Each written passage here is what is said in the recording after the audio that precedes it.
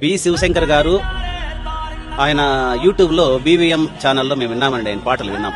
ఆ పాటలు ఇది శిలను నువ్వు శిల్పిని నేను చెక్కుతున్నంత కాలం అనే పాట వైరల్ అయిందండి.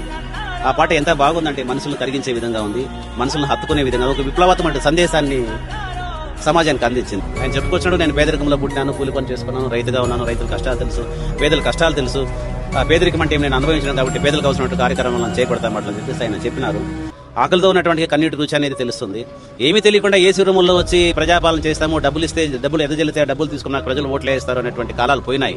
సో శివశంకర్ గారు పేదరికం నుంచి వచ్చినాడు, పేదరికాన్ని రూపుమాపాలనేటువంటి భావన ఆయనలో ఉంది, అది గమనించినాము. ఏం చేద్దారో చూద్దాం, ప్రజలు ఎవరికి పట్టం కట్టారో చూద్దాం.